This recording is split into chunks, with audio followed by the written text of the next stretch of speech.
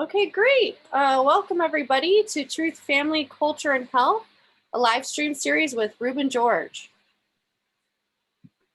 Hi everybody, welcome on the beautiful day here in Vancouver. And you know, it's we just tell everybody it rains, so they don't come here. It doesn't. But it's so beautiful today, and I was happy to go for a walk on Trout Lake. It's one of the local lakes in the city, so it's such an awesome day. But we have a couple updates that we're going to follow up on a couple of the things that we talked about last week about formerly the Kinder Morgan pipeline, now the Trans Mountain pipeline, or Trudeau's pipeline. And we're going to hand it right away to, well, first Christine. She's here. She's going to be helping with the technical stuff, and then Peter, and then of course our guest Tzeporah. But we'll jump into that in a minute. But what I want to do is throw it right at you, Peter, and let's go for some updates. Sure, sounds good. Thanks, Ruben.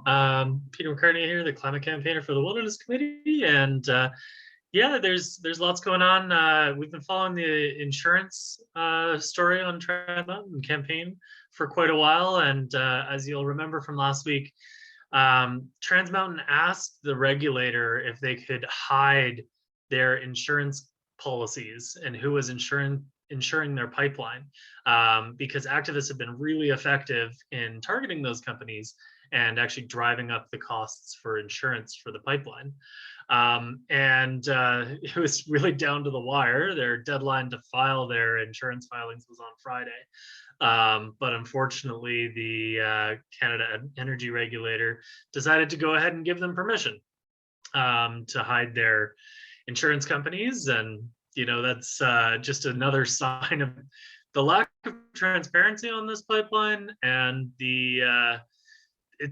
it's mind-blowing that we knew more about the inner workings and about Trans Mountain as an organization when it was owned by Kinder Morgan than the government of Canada. And you know, now that we're all owners of this pipeline, we're not allowed to find out who's insuring it. But I know that's definitely not going to stop the people that are working on insurance campaigns, because you know it's up to these insurance companies, AIG, Liberty Mutual, and Chubb. You know, there's a couple other ones that it's up to them to tell us that they're not insuring this pipeline anymore.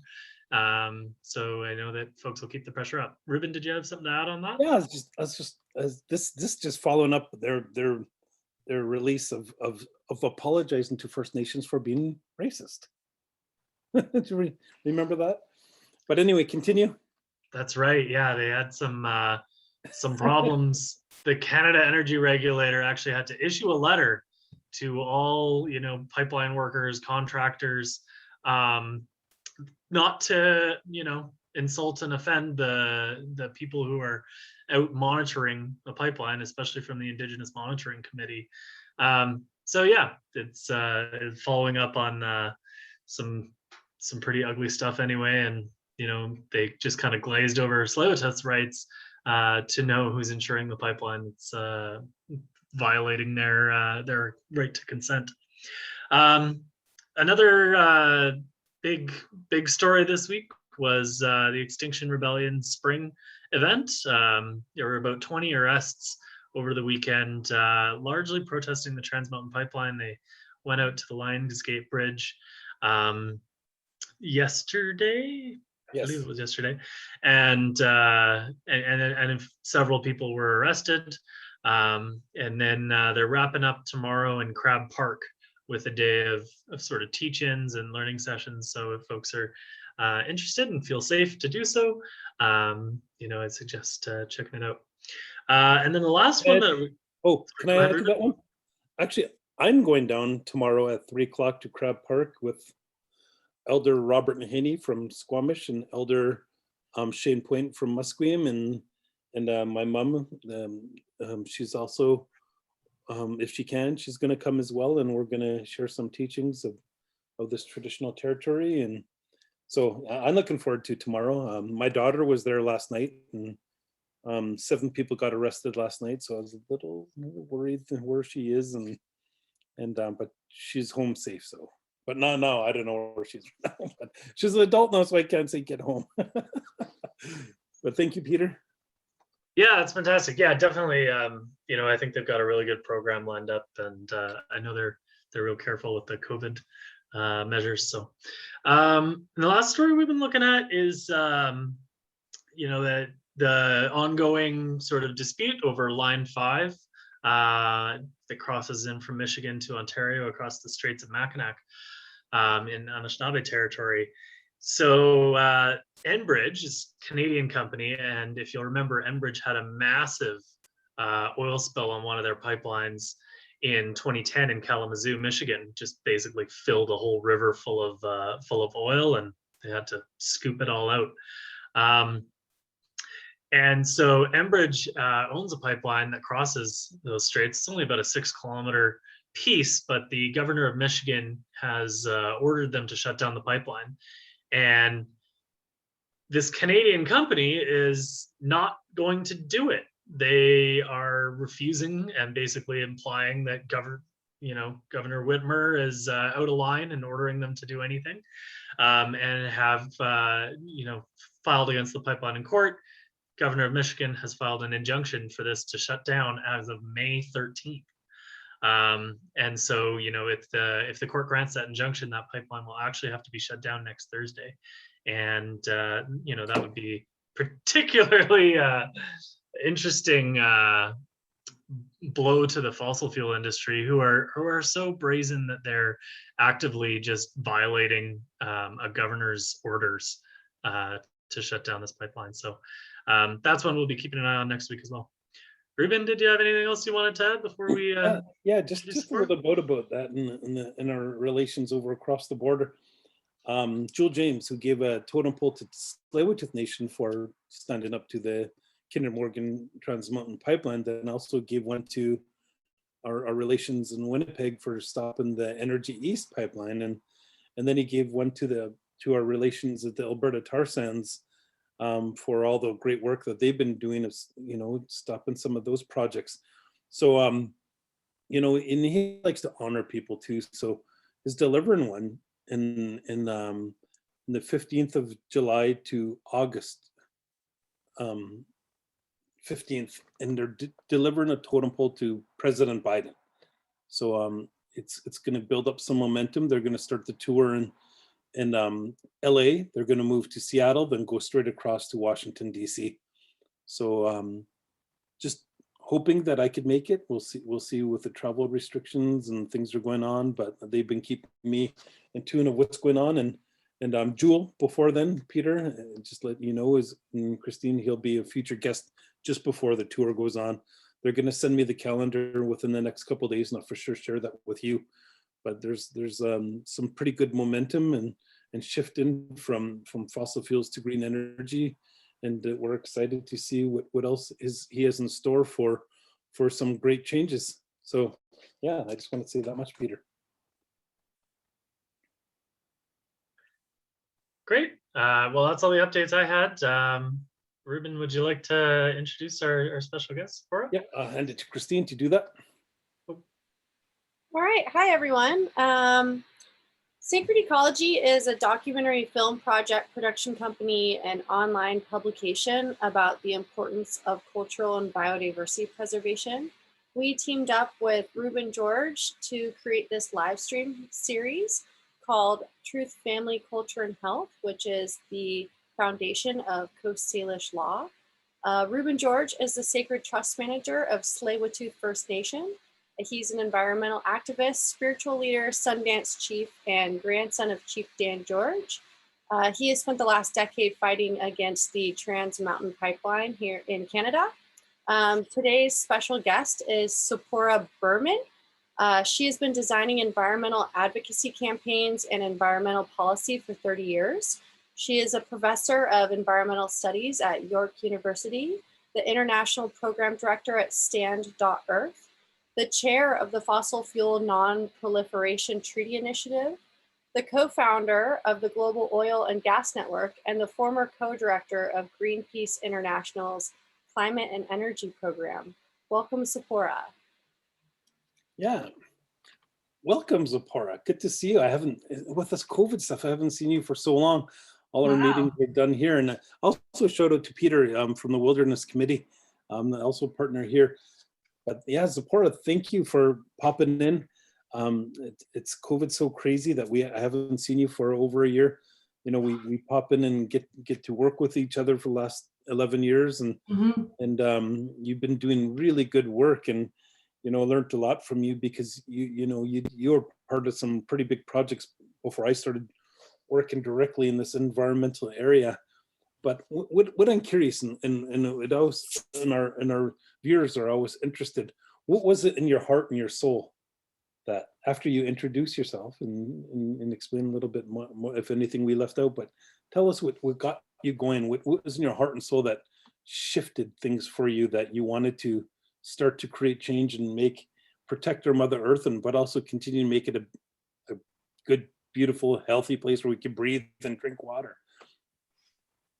Oh, that's a big question. Thanks, Ruben, and thank you all for having me here. What more can I say to introduce myself? I'm also a mom of 2 boys, and that sure motivates me. I am honored to live and work in the unceded territory of the Tsleil-Waututh, the Squamish, and the Musqueam First Nations. And yeah, I've been doing some pretty big projects. You know, I kind of feel like the situation that we're in right now on climate change, and also the ecological collapse that we're living in, requires us all to give it our all. You know, my kids are soccer fans. I always say I'm trying to leave it on the field, you know, leave it all on the field, trying to do everything I can. So I'm excited to talk about some of those projects here. You know, I think for me, the real moment when I knew that I had to do this for life was as a result of a really deep connection in BC's old growth rainforests. I was probably, God, I think the first time I stepped foot in BC's rainforest was, I was 28 years old. No, I was 23 years old. So it was 28 years ago.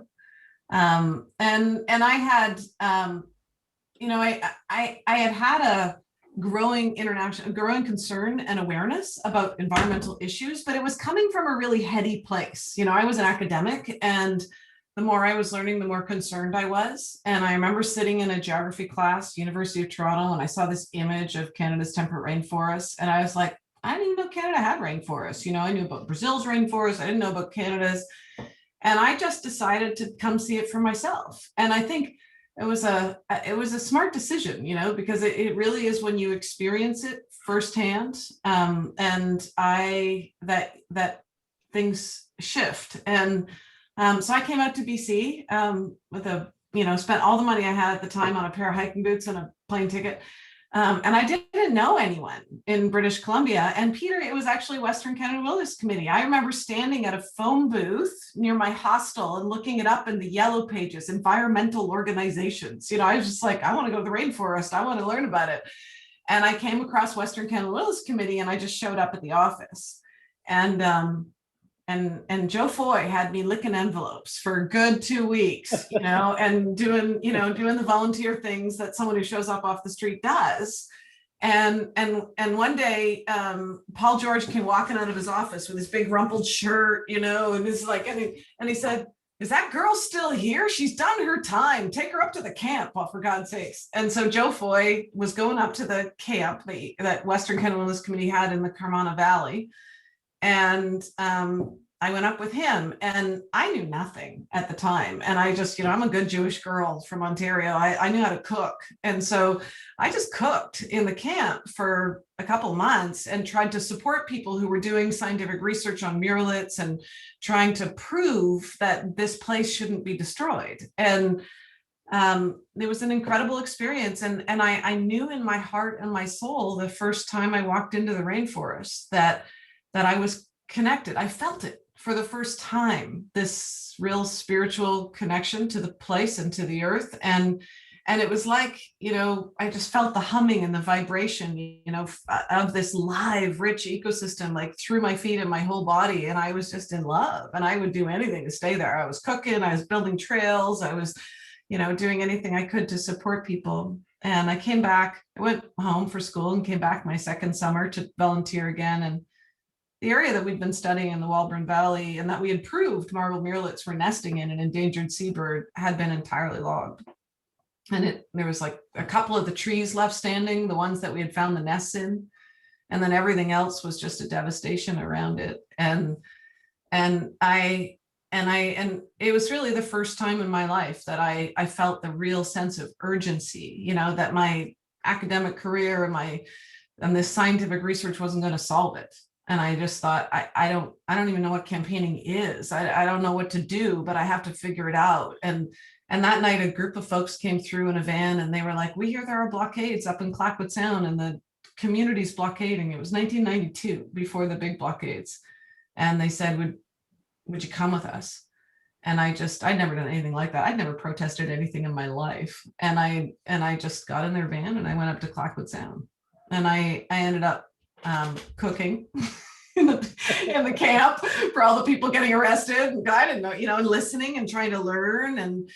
And then the third summer I came back was 1993, and the government had just made the decision to log most of Clackwood Sound. And a lot of my friends who had been organizing the blockade the year previously had already been arrested, and they couldn't come back to the blockades because of the injunction order. And one day someone handed me a bullhorn and said, "You're the most experienced person here. Say something to the people who are," and I just started talking, and I guess I haven't shut up since. Yeah, so that's my origin story, I guess. It was in the forest in Clackwood Sound. By the end of that summer, as an organizer, I had been charged with 857 counts of criminal aiding and abetting, and I faced 6 years in jail. And as a 23-year-old, that was pretty scary. And luckily for me, that story ended with some really great lawyers representing me, and we argued on a Charter of Rights and Freedoms that you can't aid and abet civil disobedience. These are individual people who are making their personal choice, and I had a right to free speech, and we won. So I only went to jail for a little while, not 6 years, and then I just couldn't stop. The idea of being able to organize and work with people who were trying to, you know, save what moved me has just kind of kept me going, I guess, all these years. Yeah, I know and I understand that connection you're talking about, and if, I hope you don't mind me saying, but Tzeporah, is good to host you a couple of times in our ceremony where you did sweat lodge with my mom and my elders, and you know that meant a lot to them, and working together, and a lot of our allies end up coming because it's that same whole soulful connection that we feel when we start to do that work, and we see what we love, which is the forest and the ecosystem and everything that involves in it. And then we want to create change and do something. But then there's also alternatives, you know, that we know that work, where we see countries that our economies are taking off because they're doing, you know, green energy initiatives. And those things are important. And I hope Canada will start to follow the lead of what we're seeing with Joe Biden and some of the steps he's taken. After that, after you started Clackwood, what are some of the highlights of the projects that you worked on? Because I know you had success. I know you created success and created some good changes along the way, but what would you say is some of the highlights of some of the things that you were able to work on and have some victories? Well, yeah, I have been really lucky to be part of some great groups of people and campaigns, and some of them have won, some of them have not. But I would say, well, in the Clackwood campaign, honestly, one of the highlights for me, and I'll never forget this day, was, you know, the Nuu-chah-nulth, I would say, like some of the Indigenous nations we're seeing today, you know, the Passadut and Fairy Creek, et cetera, were really put in an untenable position by the colonial government, in that they were being told, you know, look, you'll get support for what you need, your school, your et cetera, you know, as long as you're not going to oppose this and or support the blockades. And so it was a very difficult position. It was super hard. And we were meeting with some of the Nuu-chah-nulth Tribal Council leaders, and one of them said to me at one point, look, we'll believe you guys really actually care about not just the trees, but also Indigenous rights if you literally stand behind us. And we're trying to negotiate an interim measures agreement. In fact, the Nuu-chah-nulth were one of the first to get an interim measures agreement in BC. And they said, and the province's biggest fear is that we're together. By this point, the Clayoquot campaign and the blockades were like front page news all across the country and starting to get international news. And they said, we want you to come. We want you to come to our negotiation. It wasn't just me, it was Adrian Carr from Western Canada Wilderness Committee and Vicky Husband from Sierra Club. It was Liz Barrett-Brown from NRDC. And they said, but you're not going to say a word, and we're not going to tell them you're coming. We're just going to go in and you're going to file in behind us and you're just going to bear witness and you're just going to support whatever we negotiate at that table. And it was kind of a defining moment for me in understanding the connection in these issues and social justice and environmental issues and a broadening of my own perspective, but also walking in that meeting with the ministers and the negotiators, and they didn't know we were coming, and just standing behind the chiefs in silence and seeing like all the blood drain from their faces in that moment. It was a defining moment. And the Nuu-chah-nulth were one of the first to get an interim measures agreement, and then later decision-making authority over the majority of the forests in Clayoquot Sound. And so that was a big defining moment. And then the other defining moment was, the blockades ended and the logging continued. So a lot of people don't know that about the history, but sure, they were huge blockades and they were big news, et cetera, but we didn't stop them with the blockades. And so we started trying to figure out, well, okay, they're not going to care about Indigenous rights. They're not caring about what the majority of the population thinks. What does the government care about? And it was the first time for me that I'd ever done what I now call, what I teach campaign strategy, a power analysis. Like I really looked at, well, who has the power? What do they care about? And they cared about, the companies and the finances. They cared about the bottom line. That what do the companies care about? The companies cared about their customers. And so we started trying to figure out who's buying this stuff and how do we get to them? And now that's old news, a lot of this and all of that. But at the time, people hadn't really been doing it. This is 1994, I guess. And we didn't have the internet. That's how old I am.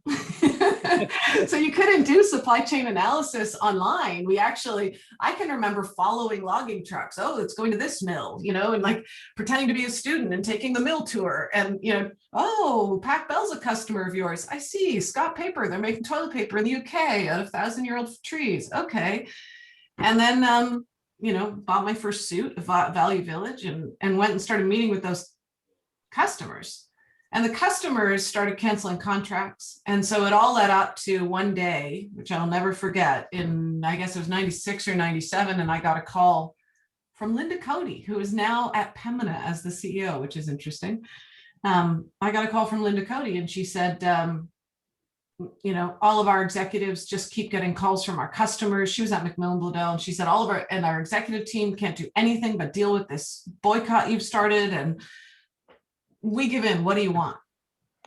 And we said, well, you have to shut down the Kennedy Lake Division. You have to stop logging in Clayoquot Sound and start a process with the Nuu-chah-nulth where they have increased decision-making control.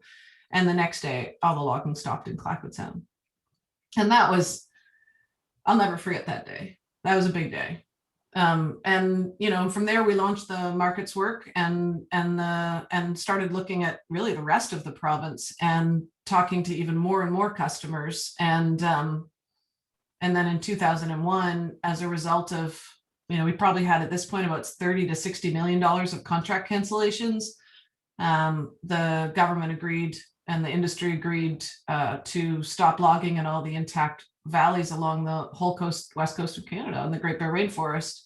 And we had the first Great Bear Rainforest agreement struck. And that was another kind of seminal moment. Like when we started the Great Bear Rainforest campaign, of the 359 intact valleys on the coast, original intact valleys, there were only 69 left. And all 69 of those were slated to be logged in the next 5 years. And we stopped logging in all 69 of those valleys simultaneously at that point. I mean, it's not over, certainly. There's still big problems with the Great Bear Agreement, but it was it was a pretty seminal day. So I would say on the forest work I did, those were kind of the key moments for me that really stood out. And since then I've shifted my work to fossil fuels and climate change. And probably I'll share one other big moment for me. I was working for Greenpeace International. I was directing Greenpeace's campaigns in 40 countries and trying to create some big international campaigns. And we decided to take on Facebook because the IT sector at the time was the fastest growing consumer of electricity, just for creating data centers and housing all our photos and chats, and this live stream creates a huge energy need. And so all these IT companies at the time were building huge data centers that were all fed by coal.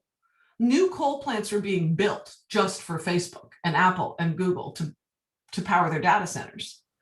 And so we went to Facebook and said, look, you have to demand renewable energy. When you go to build a new data center, you have to negotiate with the country that you'll get renewable energy for your data center, because if not, you're part of the problem. And they refused. And so we launched a campaign against Facebook on Facebook, which was quite funny. And then, it took about, a little over a year, I guess. And Facebook became the first IT company in the world to create a procurement policy to demand renewable energy.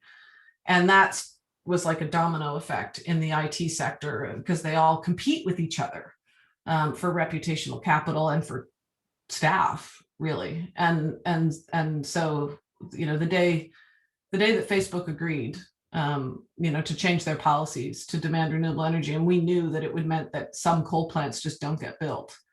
That was, you do a lot of this work, and sometimes you can work for years on an issue and not see the results. So those tangible moments, they're like imprinted in my head, Yeah, for sure.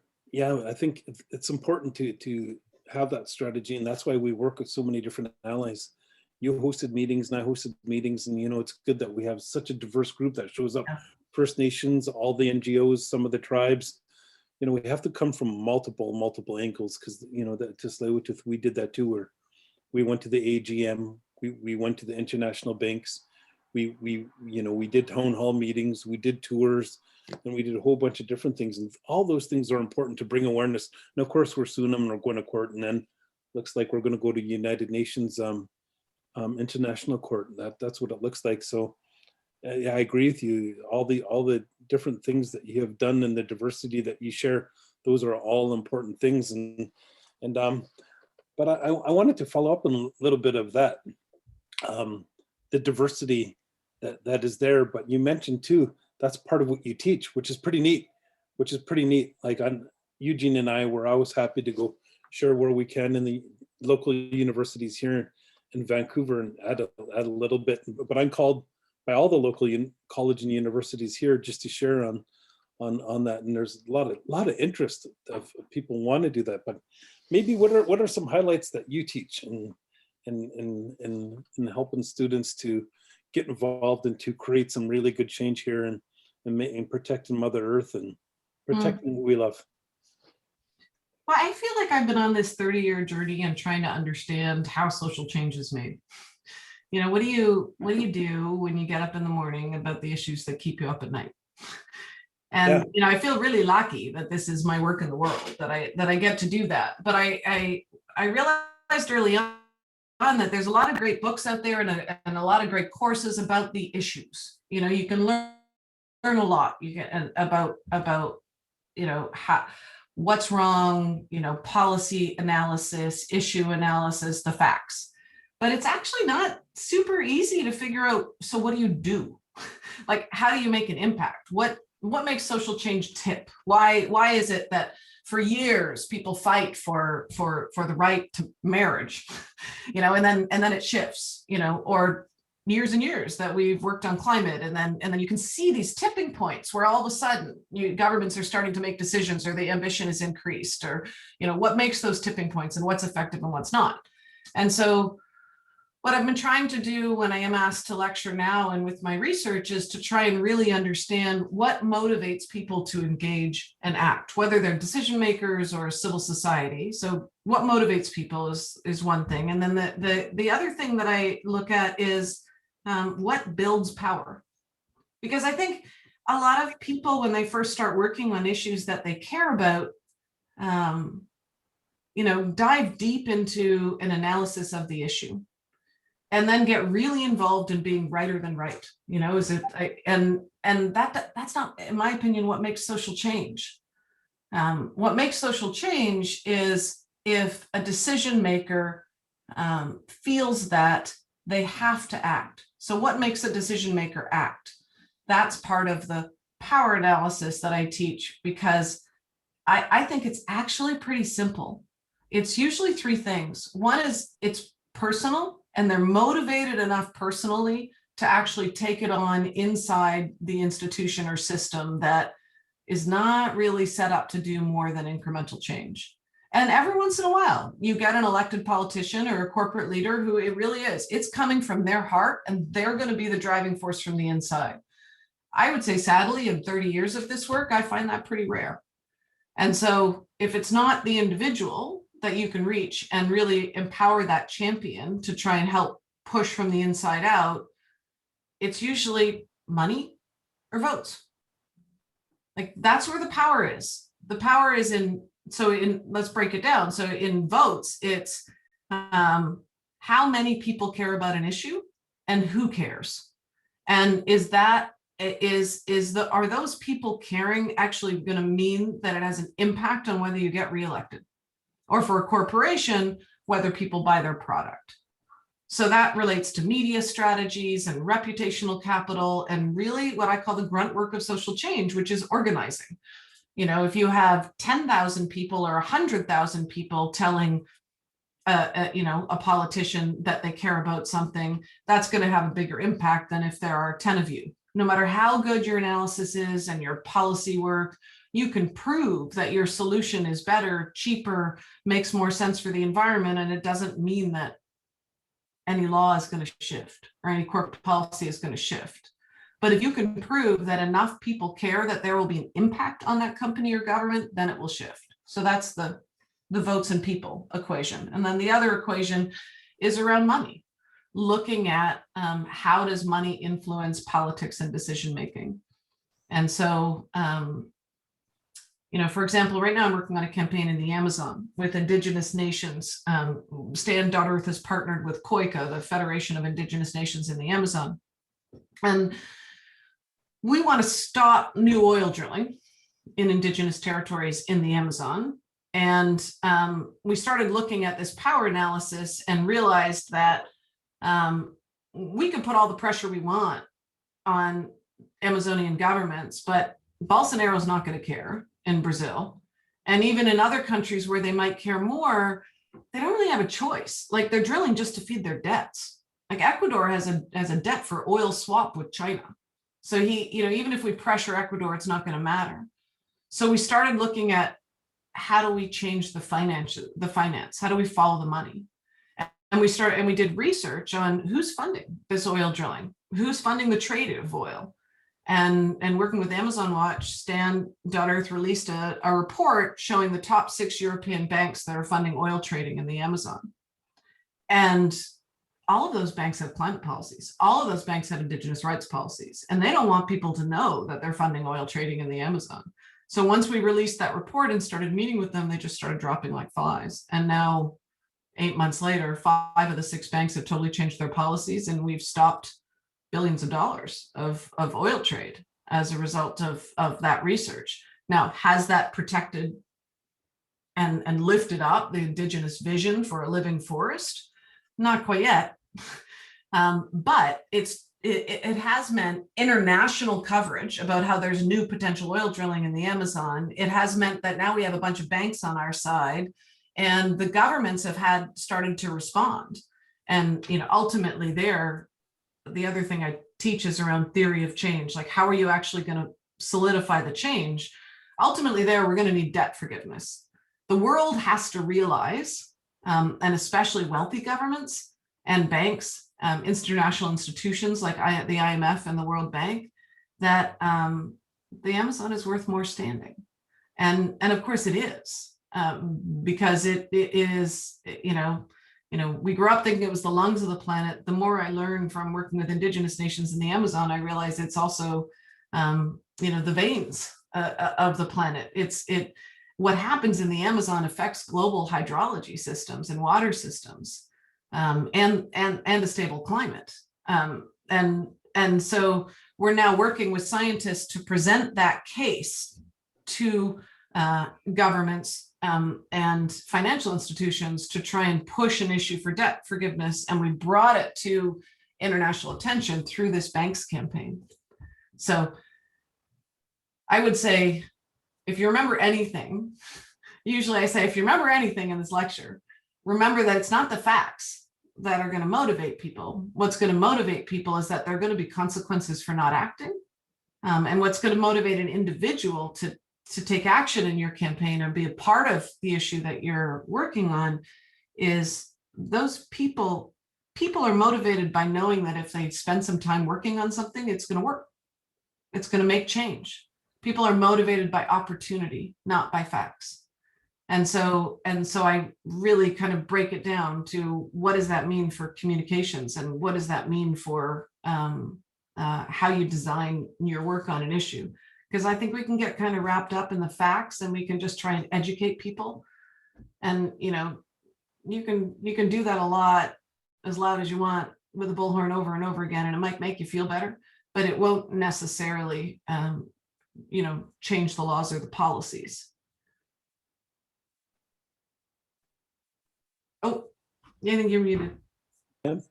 Yeah, we have a few experiences of that. The Kinder Morgan AGM that I attended, 3 months of the day that we spoke there, after getting in a pretty good argument with Richard Kinder, their stock fell by 60%. Dividends were cut by 74%. That's a huge thing. And then I know what you're saying about the Amazon too, because working with Carlos, who I know who was one of the leaders there, but I was speaking on a panel with a group that sued the Chevron. Yeah. And then won. They won. Was it $900 million? They were awarded. Not that they've ever seen a penny of it, but yeah they won. Because Chevron packed up and left. They left. And then the lawyer that was suing them was I guess on his show that is in house arrest now for almost 2 years because they're trying to silence him here in New York. Stephen Donziger. Yeah. In New York. It's just a tragedy that this is happening, but I'm glad you're there, and I'm glad you're doing work. I look forward to, of course, when COVID's lifted, I want to go down and support those guys, and like we always have, and be in solidarity with them and share some of our law, because I like what you're saying, because what it takes is to be innovative and to think out of the box and to hit them where it hurts, because that's some of the things that we did too, is try to, Uncle N, as you remember, he really forced us to think out of the box. He put he did. Lots of pressure on us. He said, "We're spending millions now. Let's see some results," and that's what we did. So I'm glad you do that, and I'm glad you teach that, because we can't get stuck.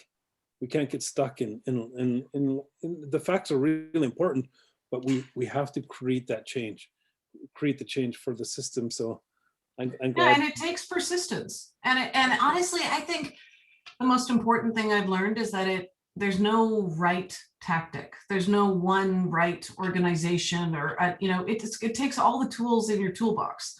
And I think just like in nature, we are stronger when we're more diverse.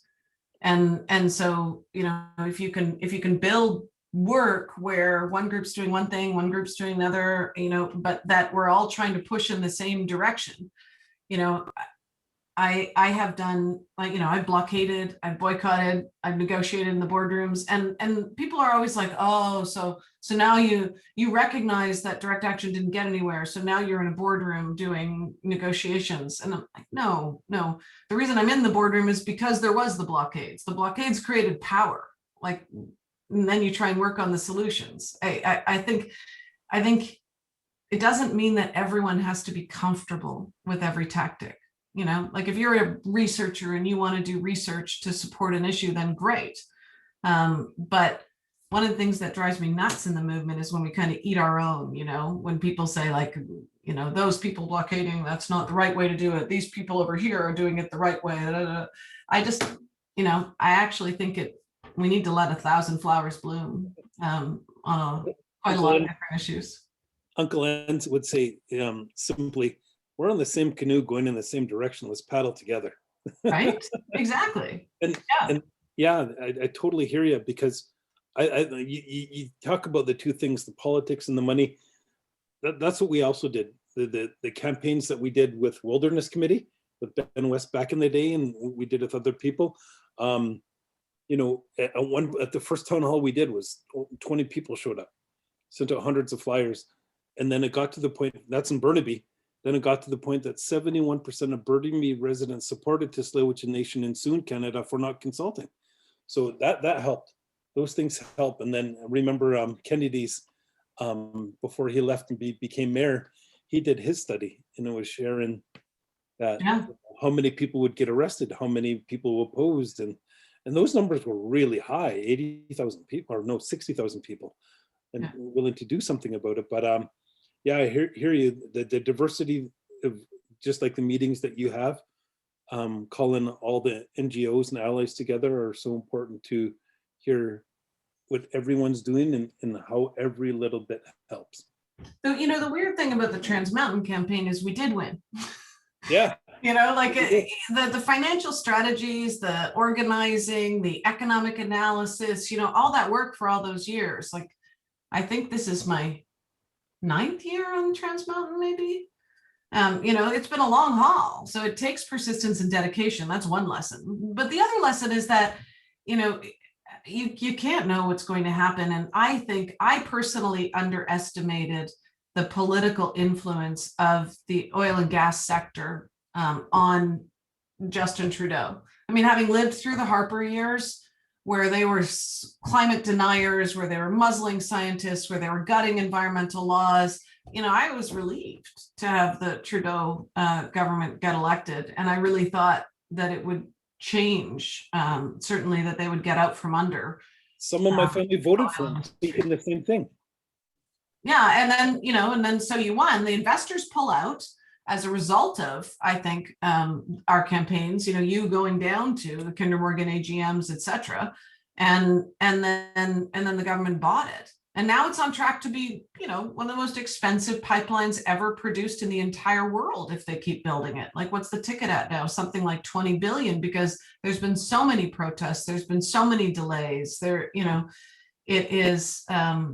It's Hummingbirds. Ancient, and I know the hummingbirds, right? Like, you guys probably talked about that, how the hummingbirds have now to stop the development, which is, says something about our society. I mean, not like, I don't like hummingbirds and I don't think they're important, but really, and we're not worried about the fact that, the majority of Burnaby residents are in the line of destruction, that the fire marshal in Burnaby is saying that if there's it's likely that there could be an event, and if there is an event, because of how many tankers that they're putting in Burnaby, that, like, you're putting public schools and people's houses under threat, and that doesn't matter. Indigenous rights don't matter, but thank God for the hummingbird, we have another delay. Yeah. It's just crazy that they keep forging ahead with this thing, even though it's not even needed anymore with the price of oil and the decline in the demand for oil globally. This is an albatross around Trudeau's neck, and it would be so fantastic if that $20 billion was repurposed into, what we really need. How about clean drinking water, Indigenous communities, or renewable energy projects that are actually going to last past the next century? Exactly, and it's crazy how much energy they're putting into protecting their investment legally, politically, everything. It's just crazy. But you know what I want to get into before we jump into questions, and I know Christine and Peter will want to chime in, is what are you doing now? I'd love to hear about what you're doing now. So I'm splitting my time now between being international program director at Stand, so helping the strategy for Stand.Earth's campaigns, We are running an international climate campaign on the fashion industry, because the fashion industry has a massive impact. All of those cargo ships moving along the earth, with all these materials and the development of clothes. We've actually now tracked a number of major companies to new coal plants that are being built so that they can make their clothes in Vietnam and Turkey, to fracking in order to create the polyester fibers in clothes. So we're looking at the climate impact of the fashion industry and really challenging major companies to change their climate policies. And our newest campaign, which we've really just started over the last week, is sadly against a Vancouver company. It turns out Lululemon has a really weak climate policy, and a pretty big climate impact. And so we're going to be working on that. We run a shipping campaign, because really weird. The shipping industry is, not their climate impact isn't regulated by national governments, and it's not regulated by the Paris Accord. And the IMO has been really slow to catch up to actually having strong climate plans for the shipping industry. So we're running the fashion campaign, the shipping campaign, the work we do here in BC to stop the billions of dollars of subsidies going to fracking and LNG and TMX, and also our forest campaigns to stop logging and old growth, and the Amazon campaign. And we now have a new initiative, which is called Safe Cities, where we're working with municipal governments to help them pass laws to stop fossil fuel development as well. Everything from gas to houses to new gas stations to, in Whatcom County, a moratorium against any new fossil fuel projects. So we have a cities program called Safe Cities. So that all keeps you busy on the one side. But you may have heard a couple of years ago, I won this award called the Climate Breakthrough Award, which they give to a couple people every year to try new global climate strategies. So they give you $2 million, and the only requirement is that you create a new global strategy that could have a big impact on climate change. Just that, no pressure. But luckily, I'd already been working with this great group of academics around the world who had this idea for a fossil fuel treaty. And I know we have the Paris Accord, but what I realized when I was working with you on tar sands and TMX is that the words oil, gas, and coal, they don't even appear in the Paris Accord. So our climate agreements and climate policy have been all designed just to reduce the demand for fossil fuels and reduce emissions, but there are no global agreements to constrain the production of fossil fuels. So now the UNEP and Stockholm Environment Institute, with their new report, Production Gap Report, which is the second year this year, have shown that we're on track to produce 120% more oil, gas, and coal than the world can ever burn and have a safe climate. So we're putting trillions of dollars in, and all this financial and intellectual and political capital into new LNG projects, new fracking projects, new oil drilling from the Amazon to Alberta. And we actually can't use it if we want a safe climate, if we're going to address climate change. And all of that money and energy that's going to producing more fossil fuels that we don't need and we can't use is not going to renewable energy. But we're only regulating the demand, not the supply. And it was really astonishing to me when I realized that. And so I started researching climate policy on the supply side and realized that really people aren't doing it. The Canadian government doesn't think it's their problem. We just reduce our own emissions. And, even though 80% of the emissions from a barrel of oil comes from whoever burns it, we just send it out of the country and, out of sight, out of mind. And we're not regulating production at all. And it's part of why British Columbia and Canada can't actually even meet our weak climate targets, because we're just producing so much fossil fuels. And at the same time, we're saying, oh yeah, we're phasing out fossil fuels. Yes, we believe in net zero, but then we're producing more and more of it. Well, if your house is on fire, you don't throw more fuel on it. And so now, over the last 2 years, we've created fossilfueltreaty.org, the Fossil Fuel Non-Proliferation Initiative, and it's roughly modeled on the Nuclear Non-Proliferation Treaty.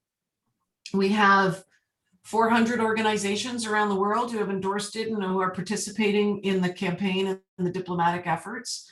We have now a global core staff that are meeting with governments and developing the communications work for the campaign and starting to draft the principles, like the equity principles behind the treaty.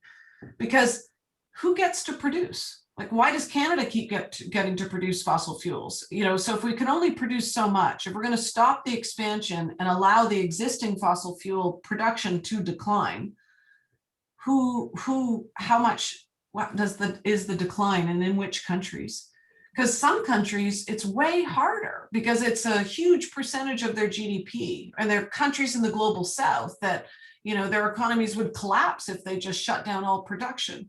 So what kind of international cooperation do we need to stop the expansion of fossil fuel production in order to ensure that future emissions don't go up, that we don't lock in future emissions? So we're literally starting to design the principles behind equity negotiations on fossil fuel production. And we're calling for an end to all expansion of fossil fuels globally. And when I first proposed this idea with some of the academics who came up with the idea, you know, a lot of people thought we were crazy and said, you know, there's no way we would get another treaty.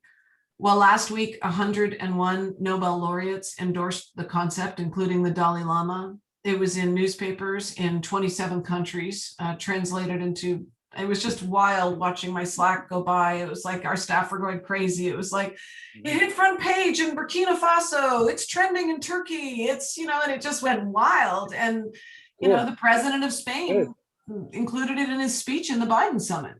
We now have countries contacting us wanting to talk about it and understand what we mean by the fossil fuel treaty. So we have youth groups in a whole bunch of countries who have created a kind of youth working group on the fossil fuel treaty.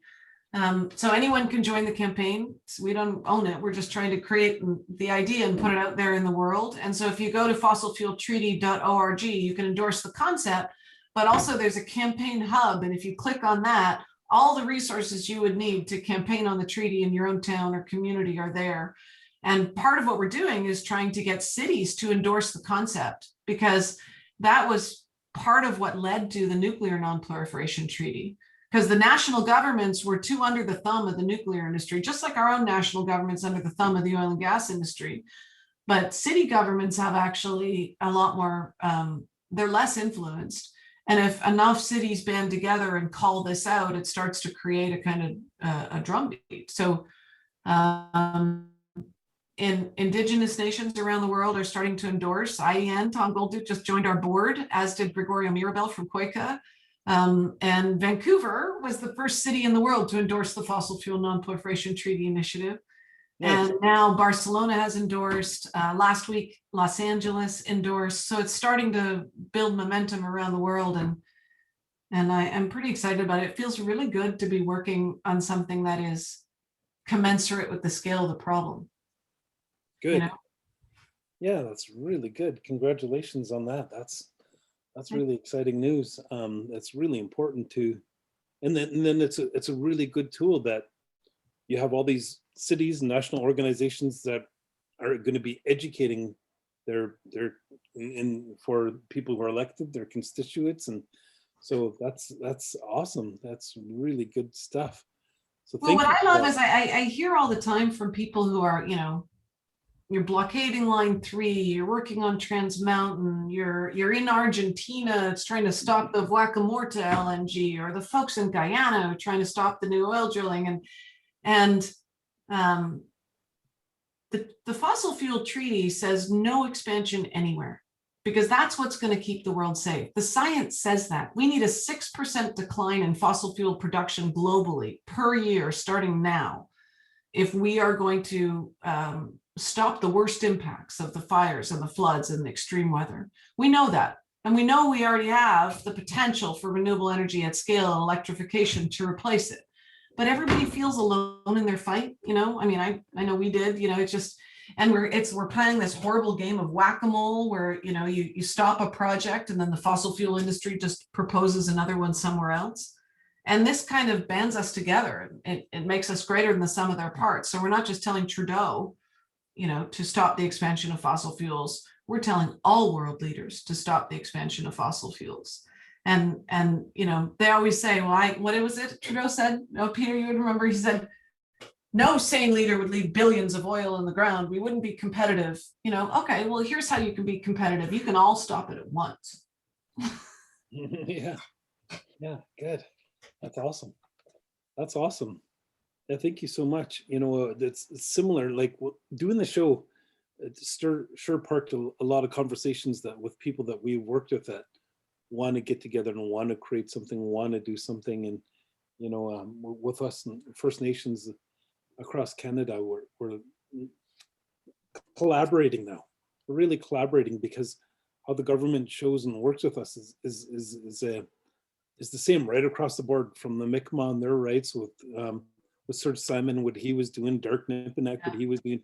And of course, you mentioned the Jonathan, what recently happened with their court case, even though it was a victory, but it was the same, it was dealing with us in the same way. And it seems like that's the same thing globally with all the governments. So coming up with a national strategy is really good and really important. I'm really glad that you're doing that. Really glad you're doing that. Peter or Christine, we have half an hour left, and do you guys have any questions or anything that you want to pick? Yeah, I was going to ask about, we supposedly have a federal election coming up, although I think that's been the last case for a year and a half. But there's some polling that's come out recently that, most Canadians really want action on climate change. It's a top issue for people. And yet, a lot of people think that Justin Trudeau is doing lots. They're making lots of announcements, and I'm wondering how we can educate the Canadian public and build power, as you were talking about, that the scale of the problem is so much more than what Justin Trudeau is meeting it. Can you reflect on that a bit? Oh, just the easy softball. I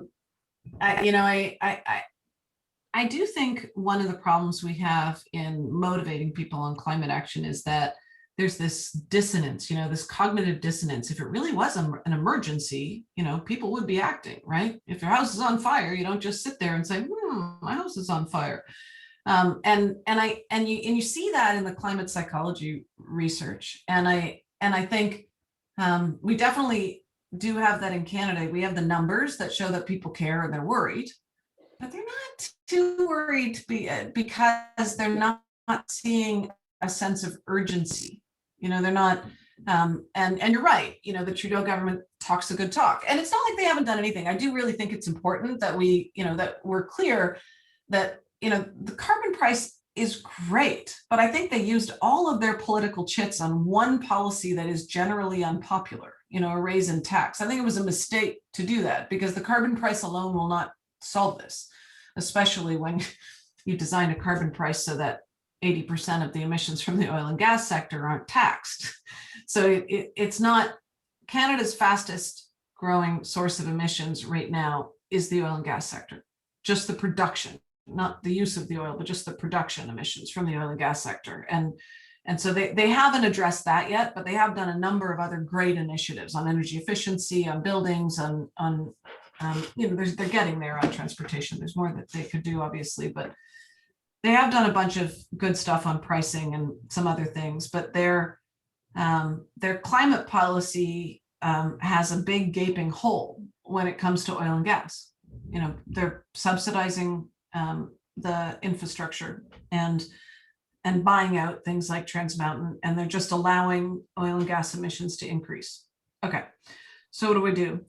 I think it's not one thing, it's obviously multiple things. I am a big fan of XR. I know not everyone is, but I think these are people who are out there in the streets and they're willing to say, it's an emergency. It's an emergency enough that I'm going to risk my freedom. I'm going to go to jail. I'm going to protest. I'm going to disrupt daily life because our lives are going to be disrupted.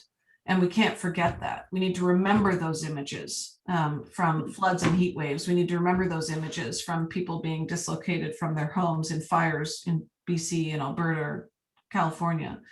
And so I think for folks who are comfortable doing that, I think you should hit the streets. And I think you should be very clear and engaging as much as you can in a way that shows that this is an emergency and you care about it. And I think for the next election, we have to be organizing now. I mean, look at what the Sunrise Movement did in the US. They changed climate politics. They forced Biden to become a climate hero. Like Biden's putting forward policies. I mean, I believe that Biden and that administration believed in climate change. They were going to do something anyways. They weren't going to do Green New Deal, which is a lot of what they're doing now. You know, their ambition on climate was forced to be increased so much because of the organizing that the Sunrise Movement did. And that meant lifting up candidates that are really going to be ambitious on climate change, holding them up and supporting them, organizing for them so they can get elected. And I think so we should be doing that. We should be lifting up, regardless of the party.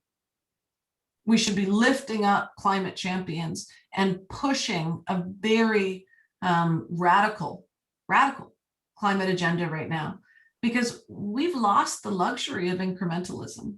You know, the policies that are being put forward right now in Ottawa are like great policies they would have been great policies 10 years ago. But we are in an emergency now where scientists are telling us that if we don't bend the curve on emissions and bend it quickly and phase out fossil fuels as quick as we can, then we're in big trouble. It means that our kids' lives and our grandchildren's lives are entirely going to be different. And I actually really love what Biden's doing, which is that he's talking about it as a shared sense of purpose, as this is the way that we're going to build back, that we're going to create jobs. And he's being specific. Did you hear that last speech? Like he went into like, and we need the electrical workers and we need the boiler people who build boiler. Like he had listed all of these, you know, jobs and trades and talked about how people fit into this new safer, cleaner economy. So it wasn't like a general conversation about windmills and butterflies. It was like specific about how we need everyone in this challenge, and you know, kind of we can do it kind of frame. So I think that we need to stop being so damn partisan in Canada, and I think we need to start supporting leaders no matter where they are on climate change. We need more Greens elected. We need more people elected who understand the emergency.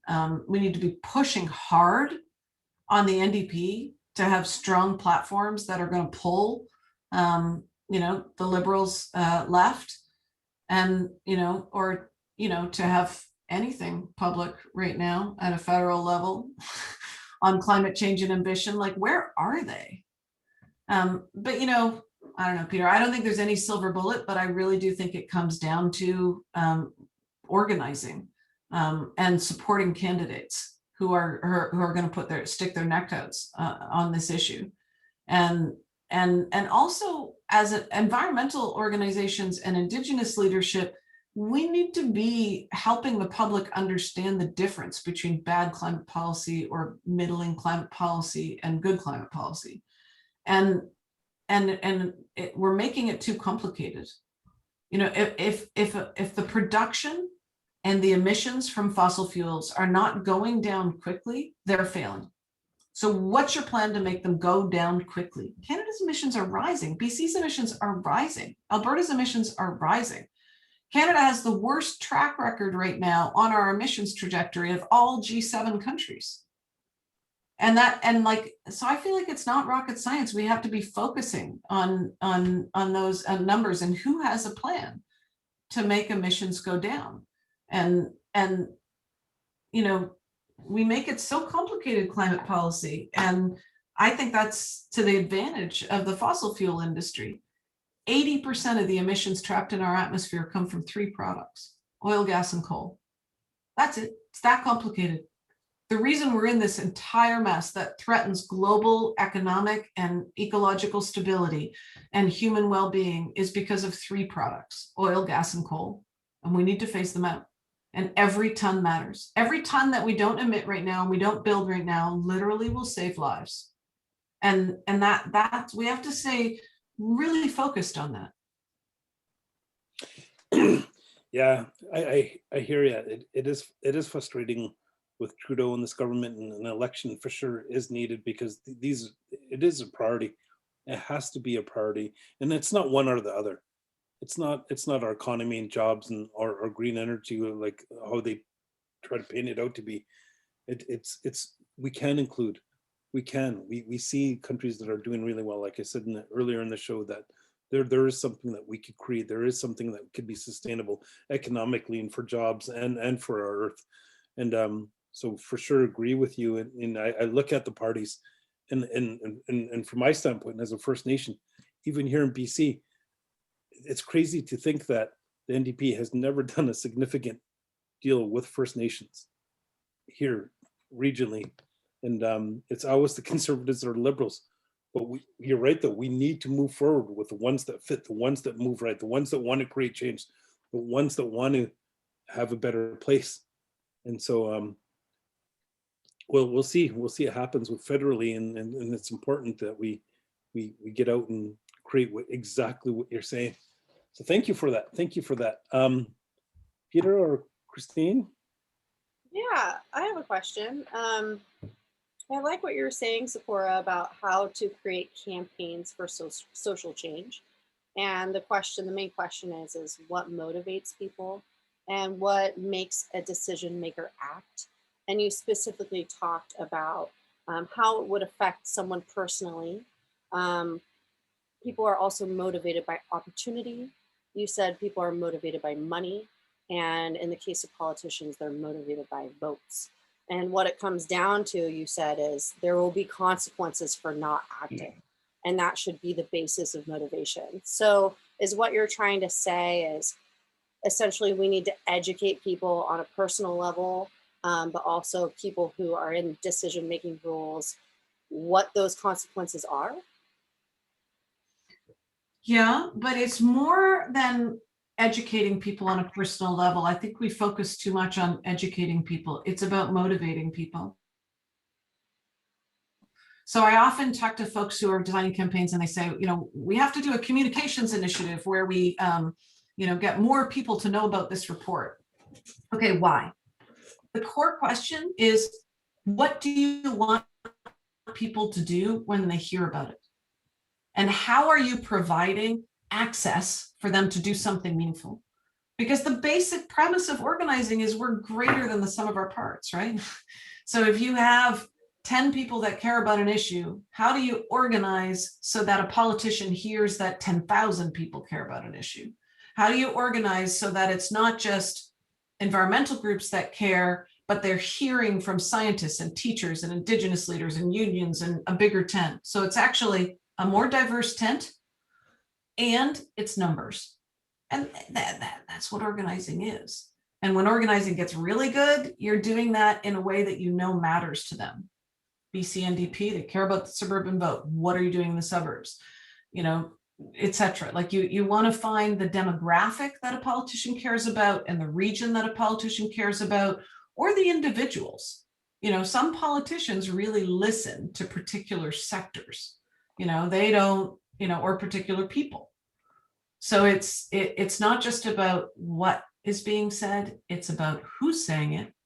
Like I often say to campaign teams, okay, so you want to do an op-ed that shows that LNG is a bad investment. You've got all the stats, fine, but who could they hear that from?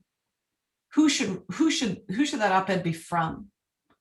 And you got to stick your egos aside and then think about who should be the person in bringing that message forward, because the messenger really matters, because people are hear things depending on who's saying them, because every bit of information that comes into our heads, we filter according to our tribe or who we perceive as our tribe. So we trust differently. Different demographics trust differently, and they trust different people. There's a really great book actually for organizers called No Shortcuts. Have you guys read it? Jane McAlevey. And she's a union organizer from the States. And she talks about, how you can organize 1,000 people and they don't care. But then it turns out that they all listen to, this person who's head of the PTA, and you happen to chat with them in their bakery, and they're the ones who change the decision makers, So she talks about like doing an analysis, almost like a power mapping of who people care about and why, and then trying to organize with those people. It's a really great book on organizing. But so I think it really is about really trying to understand what motivates decision makers and what motivates citizens to engage with us. So it's not just, a stat about how horrible something is. We have so little old growth left and they're about to log the last of it. It motivates some of us crazies. But for the majority of the population, they actually have to hear the next sentence is, and it's totally viable to stop that logging and still have a successful forest industry. And if we all band together, we can convince the government of that, act here, join us at this event, or whatever. They have to see that we have a theory of change and that there's a way that if they engage, it will be meaningful. So Marshall Gantz is a great one for this. He is a brilliant man on social change theory and is actually Obama's trainer on speeches. And Marshall Gantz says, you always have to identify the challenge, the choice, and the opportunity. And the opportunity to make the change is what's going to motivate most people to engage with you. Awesome. I have a follow-up question to that as well, which is, I read that you were one of the speakers in the film The 11th Hour, which was produced by Leonardo DiCaprio. Mm-hmm. Do you feel that that film was effective as a campaign? The film came out at a time when there wasn't as broad awareness about climate change, and so having a celebrity voice ring the alarm bells is really important. It just reaches a bigger audience, so that's good. I don't think the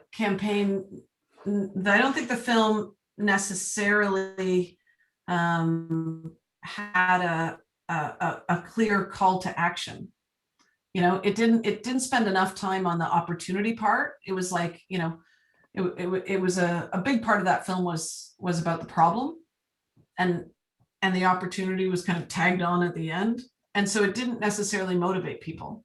And what we found about that kind of time in climate activism, which, well over a decade ago, is that ringing the alarm bells without talking about the opportunity and what could shift and how it was already shifting, actually had the impact of having some people turn away from the issue because it's just too overwhelming. So I'm going to go back to my day-to-day life because I don't know what I could do. And so I'm approached by a lot of films, and now the first question I ask is, okay, so once people see this film, what are you highlighting at the end? What organization, what campaign, what do they do? If this film wakes them up to the problem of climate change or deforestation or whatever, what do they do when they stop watching it? Are you helping? I think of social change as a funnel. We're going to be funneling all these people and all these concepts into somewhere. So what are you doing? So I don't think 11 Hour actually did that. As someone who only had whatever it was, 1 minute and 30 seconds in the film, we leveraged it pretty good because it was an opportunity, right? And it was an opportunity for profile. And at the time, I think we were running the campaign, the Great Barrier Rainforest campaign, as well as a new campaign on mountain caribou. And when I got the opportunity to be in the film, I said yes. And then I went down to the opening of the red carpet, walked the red carpet, which was a very weird and strange experience. And, but then, put out a press release and got every celebrity that I met to sign a postcard to the premier calling for, them to stop logging old growth And it really was a huge boost to the campaign. And I actually had, 2 days after the 11th hour premiere, I had the Minister of Forest at the time call me up and said, what the hell? Now it's, Paris Hilton and blah, blah, blah, blah. You got to come in, we got to talk, Yeah. And, people, sometimes activists diss celebrity work because they're like, those celebrities, they don't really know what's going on. And they're just flying in to, I don't care if they know what's going on. They're another tool in our toolbox. Like, celebrities have a reach that we don't in terms of pop culture and reaching people. And I feel like we need all the tools in our toolbox all the time. So the more people like Leonardo DiCaprio or Mark Ruffalo or all those folks want to engage in these issues, the better, I think. Awesome. Thank you. I took a look at your fossil fuel treaty.org, and it looks really good. I like it. And that's something we always run into, because it's often we're working on what we're working on in Tzeporah, and that's as well as with all the other campaigners that we're working with. They have their set agenda on what they're working on, what they're capable of doing, what their budgets allow them and give them the capability to do, and they're doing. But that's a common question that's always asked everywhere I go, everywhere I speak. What could I do? What could I do? And I'm glad you have this. I'm going to direct them right towards you and your website. And as individuals endorsements, as company endorsements, as city endorsements, to put pressure on them. The tools are there. It's a great tool to help people to move forward, and the things that we always would talk about. We would say these things. We'd say what you're doing. Talk to your city. Talk to your MP. Talk to your MLA. Talk to your local political leaders. Send them a letter. Give them a phone call. Ask them what they're doing. Ask them what their climate change policies are. Talk to the companies. All those things that we do. It's hard, to say as individual, then turn it into working with Tzeporah Nation, what we could do and what we could touch. So that's perfect. Looks really good. I'm Thanks. happy to see what you're doing, and holy smokes, your list of people that are supporting you and the list of your committee looks pretty impressive and pretty good too. It's building. People in there. It's definitely building. It's been 2 years now of really hard work. We didn't go public until September, but I think that's the thing that we have to remember, is that this stuff takes persistence and it takes time. And but every initiative builds on it, builds on itself until there is a tipping point in every campaign. And I think you taught me that. I can't remember what meeting we were in, or maybe it was after the sweat, and I was complaining. I was complaining about how tired I was of the TMX campaign and how long we'd been working on it. And you looked at me with this wry smile and you said, yeah, really? You're going to tell me how long you've been fighting in justice or something like that? And I thought, oh my God. And you said, we've been fighting our whole lives. And it really, really stopped me in my tracks, right?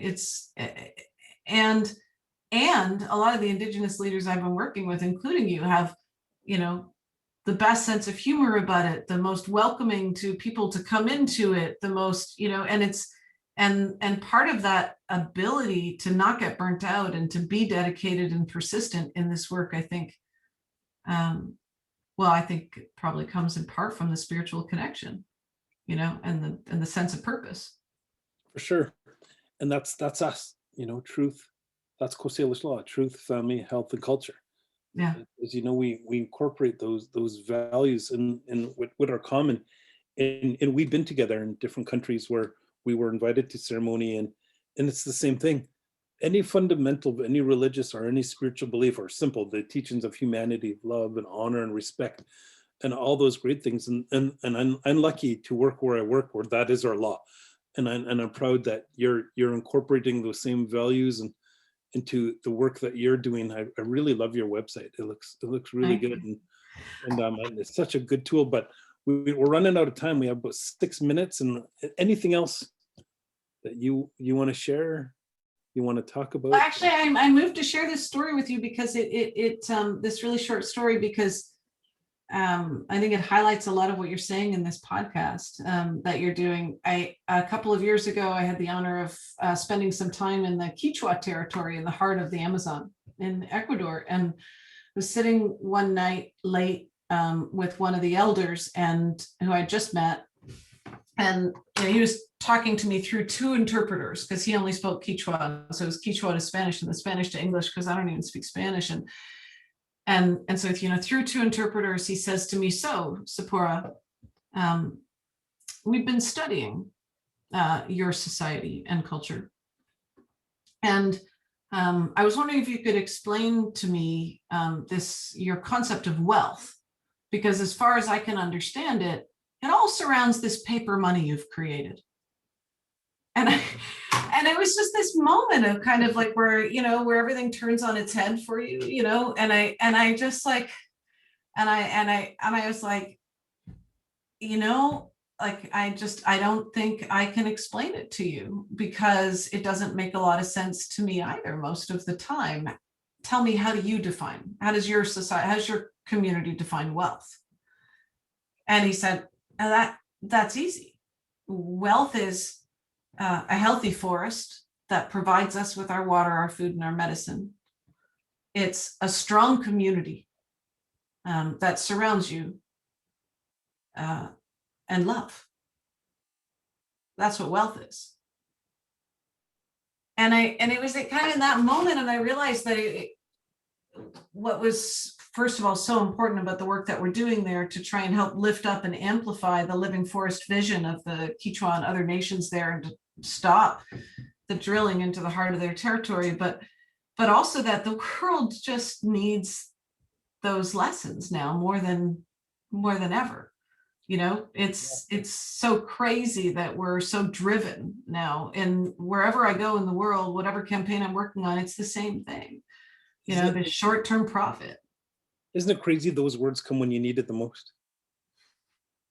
I was up in Sokoka territory, and the elder Mike Arnoose, he just said something so simple. It was sitting with a whole bunch of elders and developing ideas within their law, like to slay within our law. And he said, well, it's simple, the river flows through, and the deer goes and takes what it needs.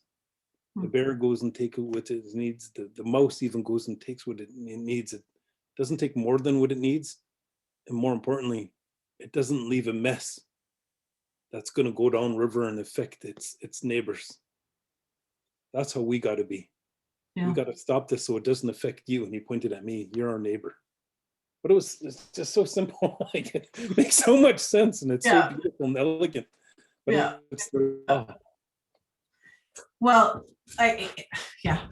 well, in the last minute left, I would just say, because I hope there are a lot of people from British Columbia who are listening to your podcast. As a result of a lot of the work that folks have done in raising awareness on these issues and motivating people to engage, the BC government is now committed to a review of how much money we give of taxpayers' dollars to the oil industry, to the oil and gas industry.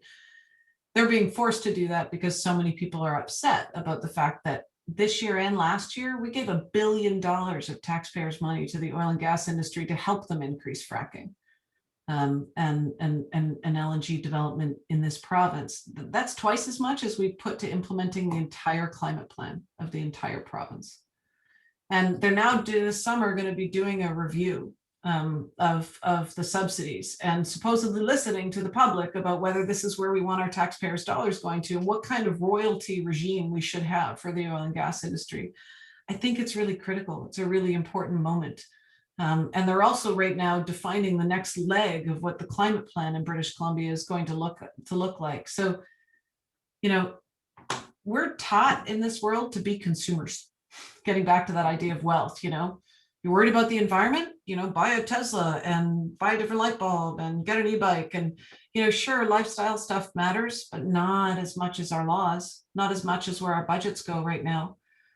We need systemic change, not just personal change. So I just want to encourage everyone who is listening to write to your MLAs, to write to your MPs, to join the Wilderness Committee campaign or the campaigns at Stand.Earth, because we need to come together and they need to hear our collective voice. And you're more important as a citizen of civil society telling your elected officials what matters to you than you are for what you buy or don't buy. So, I just wanted to raise up that issue because I think you got to follow the money of what this government is prioritizing for, what our future looks like. And right now they're prioritizing subsidizing digging up more oil and gas than they are, ensuring that we have a cleaner and safer future and that we're prepared for climate change. And that's just wrong. Thank you. Thank you. Tzeporah, fossilfueltreaty.org. Christine, Sacred Ecology, and Peter, Wilderness Committee, and me, Reuben George, Tsleil-Waututh Nation Sacred Trust.